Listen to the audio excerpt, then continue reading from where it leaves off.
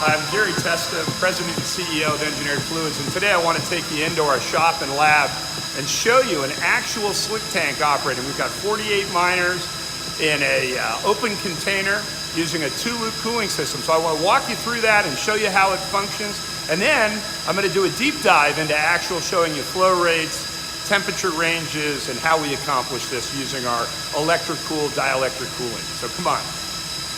So what you're seeing here right now is a 48 miner open tank. It's filled with 600 liters of our electric cool EC100 because we're doing both a mix of ASIC miners, which you see here. Earlier we had this set up with GPU miners as well. Okay, so we have 48 miners, 2 liters a minute. That's 96 liters a minute of fluid is flowing through. It's so small that you can barely see the fluid move from the cooling chamber into the recovery chamber. So what you're looking right down at here is the business end of the tank. This is where we actually have the fluid coming in. You can see the cooled fluid is flowing here, splitting, going through these 2 valves, and then it's going into the bottom of the tank, up through the bottom of the tank, coming out of the top of the miners, and then back into the recovery channel. This drop here is to ensure that we get enough input into this. We need to have positive pressure into this pump. Okay, so this is the coolant pump. So it's drawing the fluid out. We're using gravity. So what you'll see here is a standard 2-loop system.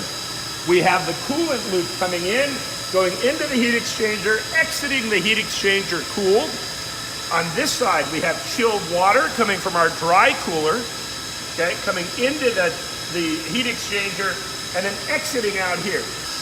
This temperature, channel 1, is our input temperature. So our cooled coolant is flowing in here at 37 degrees Celsius. Here, we're exiting the tank at 60 degrees Celsius. So we've got about a 23 degree C temperature delta. So now what I'm going to do is I'm going to take you outside and I'm going to show you the dry cooler. This is a 3-bay, 3-fan dry cooler. Because of the temperature outside today, we're only having to run a single fan, okay? Now, that tank is putting out about 67 kilowatts of heat. This dry cooler is capable of cooling over 400 kW. So with a single fan operating about half speed, we're getting more than enough cooling on the inside. This is our cooling loop on this side is water-based, 30% glycol. The glycol is here to prevent any kind of freezing.